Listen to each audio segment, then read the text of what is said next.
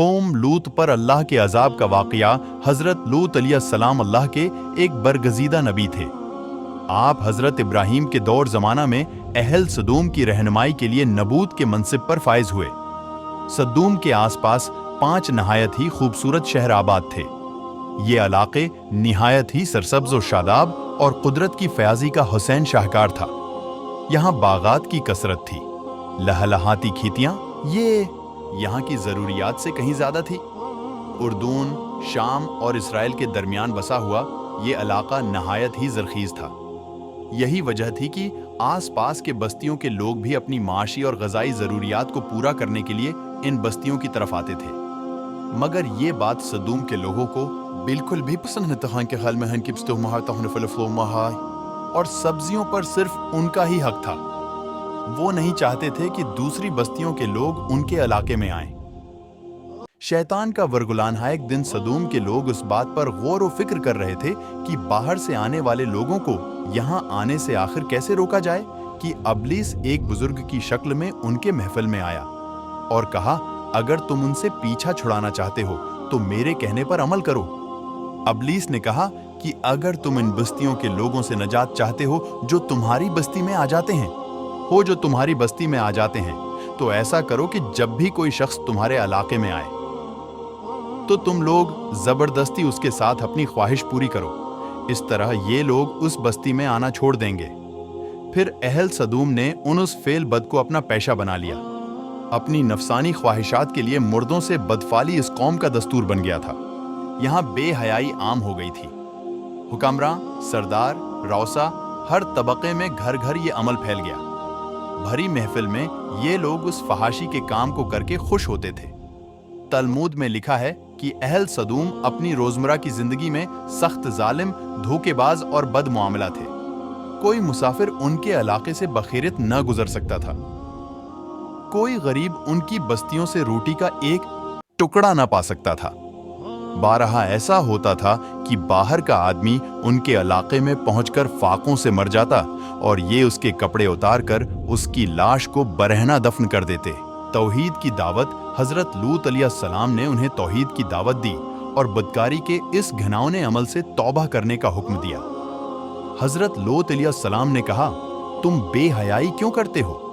क्या तुम औरतों को छोड़कर लज्जत हासिल करने के लिए मर्द की तरफ माइल होते हो?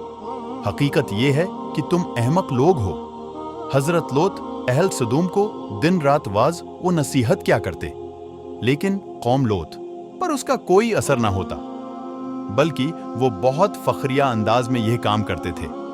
उन्हें हजरत लूत अलैहिस्सलाम का समझाना भी बुरा लगता था। लिहाजा उन्होंने साफ साफ कह दिया कि अगर तुम हमें उसी तरह बुरा कहते रहे और हमारे कामों में मुदाखलत करते रहे तो हम तुम्हें अपने शहर से निकाल देंगे। हजरत लूत अलैहिस्सलाम ने नसीहत और तबलीग का सिलसिला जारी रखा। अज़ाब-उलाही का मुतालबा, लिहाजा एक दिन अहल सदूम ने खुद ही अज़ाब-उलाही का मुतालबा कर दिया। अल्लाह ताली ने अब तक उनके इस बदतरीन फहाशी और बदकारी को ढेल दे रखी थी, लेकिन जब उन्होंने हजरत लूत अलैहिस्सलाम से एक दिन कहा कि अगर तुम सच्चे हो तो हम पर अजाब ले आओ, लिहाजा उन पर अज़ाब-इलाही का फैसला हो गया। अल्लाह ने अपने खास फरिश्तों को दुनिया की तरफ रवाना कर दिया। फिर ये फरिश्ते हजरत लूत अलैहिस्सलाम के घर तशरीफ ले आए। हजरत लूत अलैहिस्सलाम ने जब उन खूबसूरत नौमर लड़कों को देखा तो सख्त घबराहट और परेशानी में मुब्तला हो गए। उन्हें यह खतरा महसूस हुआ कि अगर उनकी कौम के लोगों ने उन्हें देख लिया तो न जाने वो उनके साथ क्या सलूक करेंगे। हजरत लूत अलैहिस्सलाम की बीवी का नाम वाइला था। उसने आप पर ईमान न लाया था और वो दरअसल मुनाफिका थी जो काफिरों के साथ थी। लिहाजा उसने जाकर अहल सदूम को ये खबर दे दी कि लूत के घर नौजवान लड़के मेहमान ठहरे हुए हैं। ये सुनकर बस्ती वाले दौड़ते हुए हजरत लूत अलैहिस्सलाम के घर पहुंचे। हजरत लूत अलैहिस्सलाम ने कहा, ए कौम, ये जो मेरी कौम की लड़कियां ये तुम्हारे लिए जायज और पाक हैं। अल्लाह से डरो और मुझे मेरे मेहमानों के सामने रसवा न करो। क्या तुम में से कोई भी शाइस्ता आदमी नहीं? हजरत लूत अलैहिस्सलाम की बात सुनकर वो लोग बोले, तुम बखूबी वाकिफ हो कि हमें तुम्हारी बेटियों से कोई हाजत नहीं और जो हमारी असल चाहत है उससे तुम भी वाकिफ हो। अभी कुछ रात बाकी है तो अपने घर वालों को लेकर चल दो और तुम में से कोई शख्स पीछे मड़ कर न देखे।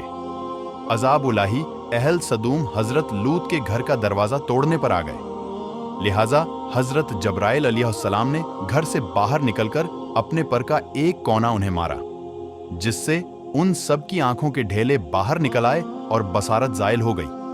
ये खास अजाब उन लोगों को पहुंचा जो हाथ लोथ के पसपंत से कर मुतमईन हो गए और अपने घर वालों के साथ रात ही को निकल खड़े हुए।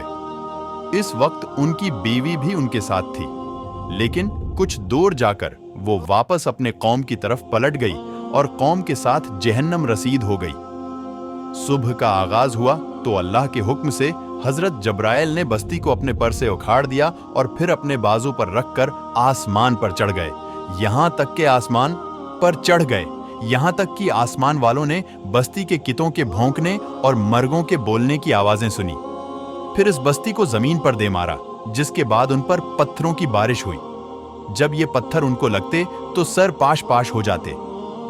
सुबह सवेरे शुरू होने वाला ये अजाब इशराक तक पूरी बस्ती को नीस्त व नाबूद कर चुका था।